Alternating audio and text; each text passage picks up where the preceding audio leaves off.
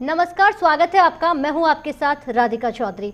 आज के मेहमान देख रहे हैं और आज के मेहमान में हमारे साथ होंगे राजस्थान से एसएस टाइगर, जो लगातार बेटियों पर आवाज उठाते हैं और बेटियों को लेकर कई तमाम ऐसे काम किए हैं जिन्होंने को लेकर या यूं कहें जिसे लेकर समाज में एक बदलाव की अहम भूमिका का काम किया है। लव जिहाद पर बात होगी, कब इस पर रोक होगा, क्योंकि आजकल लव जिहाद का शब्द थोड़ा ज्यादा ही हाई हो रहा है हर किसी पर। फिलहाल अगर करंट मुद्दे की बात करें तो वल्लभगढ़ की बेटी के साथ उस पर भी लेकर लव जिहाद की बातें की जा रही हैं। योगी सरकार ने तो इस पर कानून बनाने का ऐलान तक कर दिया, लेकिन बात हरियाणा की करें तो अनिल विज ने भी इस पर सोचने की बात कही है और इस पर कानून लाने की बात कही है। ऐसे न जाने कितने ऐसे राज्य हैं, तमाम जगहों पर ऐसी चीजें आती हैं, तो क्या उन पर भी सोचा जाएगा, इस पर काम किया जाएगा? इसको लेकर बात करेंगे और आज समझने की कोशिश करेंगे कि आखिर लव जिहाद को लेकर कब तक बेटियों पर राजनीति होती रहेगी, कब तक बेटियां यूं ही हमारी दरिंदों के हत्थे चढ़ती रहेगी। बहुत बहुत स्वागत है, एसएस टाइगर जी हमारे साथ जुड़ गए हैं। बहुत स्वागत के साथ। गायों पर बोलने वाले, बेटियों पर बात करने वाले आसानी से बेटियों का दर्द समझ में आ रहा होगा। पहले तो आप मुझे बताइए, महिलाओं पर अपराध बढ़ रहा है, हर दिन बढ़ रहा है, हर मिनट बढ़ रहा है, हर सेकंड बढ़ रहा है, कब बंद होगा? नमस्कार जी राधिका जी, बहुत बहुत धन्यवाद। आपने बेटियों के लिए आवाज उठाई और आप एक बेटी हो, किसी की बहन हो, इसलिए ये दर्द आप समझ सकती हो।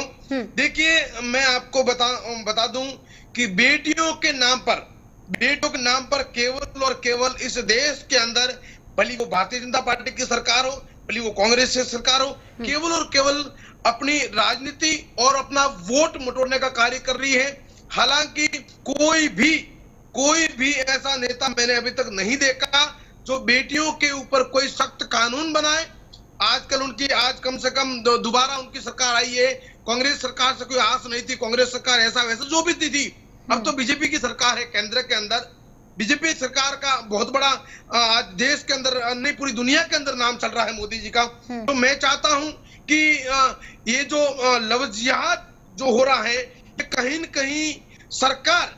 न कहीं मुझे लगता है कि सरकार की नाकामी साबित हो रही है। सरकार चाहे तो इस पर कोई न कोई एक बड़ा कदम उठाए, बड़ा कानून बनाए और उसको लेकर देश के अंदर जब कोई लव जिहाद जैसी बेटियों के ऊपर अत्याचार, बलात्कार जो हो रहा है, वो मेरे हिसाब से सरकार को कुछ न कुछ ठोस कदम उठाना पड़ेगा, अन्यथा इसे संभव नहीं है। क्योंकि हमारे जैसे लोग अगर लड़ते हैं, आवाज उठाते हैं, मानो कि मारपीट भी हो जाए तो हमारे जैसे लोगों को जेल में डाल देते हैं। एग्जाम्पल के लिए आपको बता दूं मैं, राजस्थान के अंदर एक शंभू रेगर, आपने कांड सुना होगा। एक लव जिहादी को तड़पा के पापड़ा से उसको निपटा दिया था, मार डाला था उसको।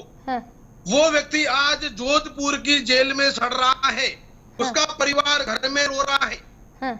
ये जितने भी हिंदू संगठन वाले लोग हैं, जितने भी सरकारी लोग हैं, ये नेता लोग हैं, आज तक एक भी शंभू रेगर से मिलने गया हो या शंभू रेगर की परिवार से कोई मिलने गया हो? नहीं गया। नहीं, आप क्या कहना चाहते हैं? कानून को हाथ में ले ले, कानून को अपना काम नहीं करने दे। आप ही न्याय दे देंगे, आप ही उन लोगों को समझा देंगे, तो अब तक आप कर चुके होते। कानून कहाँ है राधिका जी? कानून कहाँ है देश के अंदर? बेटियों के लिए कानून होता तो राजस्थान के जालोर जिले में संगीता देवासी की हत्या और बलात्कार नहीं होता। कानून होता तो निकिता जैसी बेटी को सरेआम सड़कों पर गोली मार के नहीं मारते। कानून होता तो ग्वालियर के अंदर 3 साल की मासूम बच्ची को दुर्गा पंडाल के पीछे ले जाकर एक ऑटो ड्राइवर उसके साथ बलात्कार नहीं करता। कानून है कहाँ? जब कानून होता तो हम तो कह रहे हैं पहले देश के अंदर माननीय प्रधानमंत्री नरेंद्र भाई मोदी जी, माननीय देश के गृह मंत्री अमित शाह जी और जितने भी प्रेजेंट के अंदर केंद्र में जो सरकार के अंदर जितने भी बड़े नेता हैं, उनसे निवेदन करना चाहता हूं कि देश के अंदर एक ऐसा कानून बनाए, लव जिहाद को लेकर, बहन बेटियों की रक्षा को लेकर कोई ऐसा कानून बनाए। अगर कानून नहीं बने तो मैं कह रहा हूं हम लोगों को मजबूरन कानून को हाथ में लेने के लिए हम लोग विवश हो जाएंगे और हमारे को लेना पड़ा तो हम लेंगे। बहन बेटियों की रक्षा के लिए हमारे पूर्वजों ने भी लिया था, हमारे ऋषि मुनियों ने लिया था, हमारे वीर योद्धाओं ने लिया था, तो हम भी लेंगे। भले उसके लिए हमें जेल हो जाए, फांसी हो जाए, कुछ भी हो जाए, मंजूर है हमें। एसएस टाइगर जी, फास्ट ट्रैक कोर्ट बना, लेकिन वो कानून बना, फास्ट ट्रैक कोर्ट बनाया गया, विशाखा गाइडलाइन बनाई गई, लेकिन वो काम क्यों नहीं कर पाती है? कानून लाया जाता है लेकिन वो अमल में